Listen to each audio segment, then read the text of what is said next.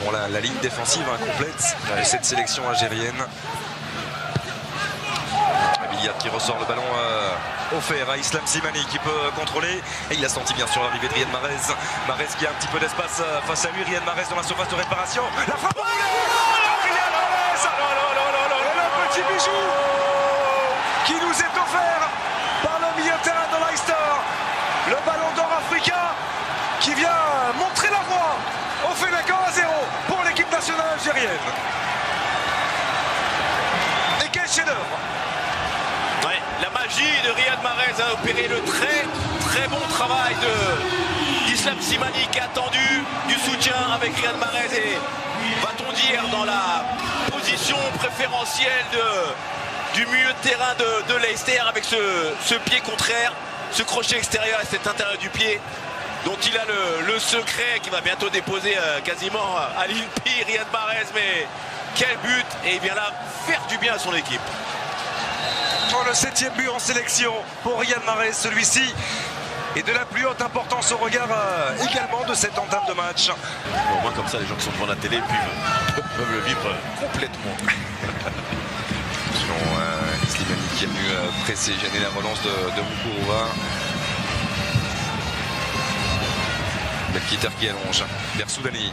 Un contrôle manqué par Hilal Soudani qui honore aujourd'hui sa 40e sélection sous le maillot des Verts. 21 buts inscrits par l'attaquant du Dynamo Zagreb qui, on le rappelle, est en fin de contrat. Et ça, c'est un bon ballon axial avec la remise qui va fonctionner. La frappe, l'égalisation des joueurs de Callisto Pazoua sur cette frappe parfaitement placée de la part de Mahachi. Un but partout entre l'Algérie et le Zimbabwe. Et on l'a dit, Xavier, cette équipe du Zimbabwe a des qualités, a de la ressource. Elle a posé des problèmes à la Côte d'Ivoire et au Cameroun, c'est pas pour rien. Et on revoit sur ce très bon travail en appui et derrière la différence avec Mahachi, l'enchaînement sur le côté, on le voit soudainement qui frappe. Raïs Mboli qui tarde un petit peu à réagir peut-être. Mais cette frappe croisée, il s'attend peut-être pas à une frappe de cet angle-là, mais en tout cas, les Zimbabwéens viennent de revenir à un partout. Parce qu'ils en ont. L'image de Mathieu Rouzique qui est entré à la place de Lej Mouzona, qui a dit tout simplement qu'ils allaient créer la surprise de cette Coupe d'Afrique des Nations 2017. Pour l'instant, après 27 minutes de jeu, ils le font déjà. Ils utilisent bien la largeur du terrain. 400D qui oriente bien le jeu. Attention avec le dernier, mais dépassé Mokhtar Belkiter et le point de pénalty désigné par Monsieur Wayesa. Ouais, c'est logique hein, parce que depuis en plus début du match, Serra fait beaucoup de misère sur le côté gauche en 1 contre 1. Il insiste sur Belkiter qui est un petit peu en difficulté et qui vient malheureusement commettre l'irréparable sur son 1 contre 1, on le voit. Il est sur ses appuis à un moment donné justement. Il faut que Belkiter puisse s'arrêter et ne pas commettre la faute. Il n'a pas eu le soutien nécessaire aussi de la part de Riyad Mahrez pour essayer de récupérer le ballon et faire une prise à 2. Et derrière Serra en 1 contre 1 très rapide qui est obligé de percuter et Belkiter qui commet cette faute qui risque de faire des dégâts.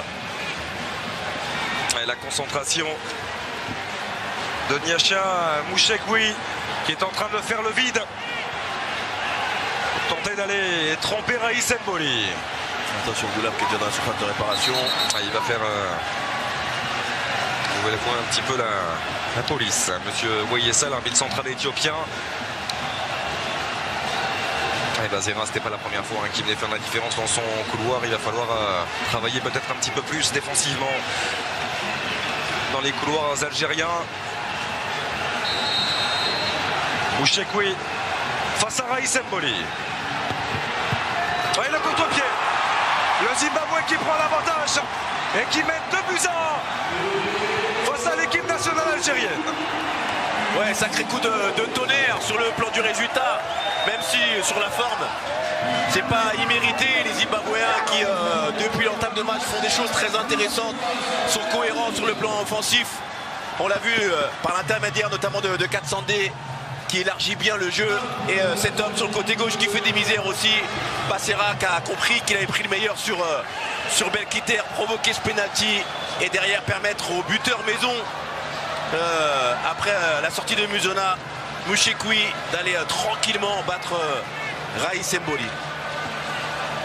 Oui, on a parlé, pointé du doigt les soucis dans le secteur défensif. Non, c'était pas loin d'être dangereux tout de même sur Adlen Guedioura, même si c'était sous les yeux de Monsieur Voyer ça.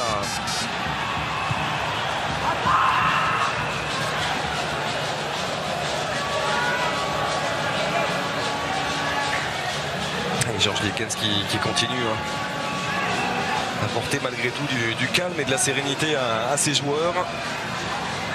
Il reste du temps, il faut pas paniquer. On est frustré, mais il faut rester concentré. Il y a encore du temps pour revenir dans un premier temps à 2-2 pour les Algériens, tout en restant rigoureux défensivement, évidemment.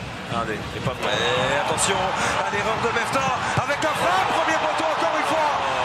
Le grand, l'immense Raïs Mboli pour préserver les chances algériennes.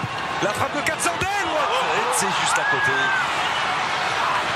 Raïs Mboli, oui, il peut en vouloir, hein. Il peut en vouloir à Mefta. Il a failli mettre son équipe dedans avec ce geste superflu d'un défenseur. Et derrière, malheureusement, Malagila a complètement oublié.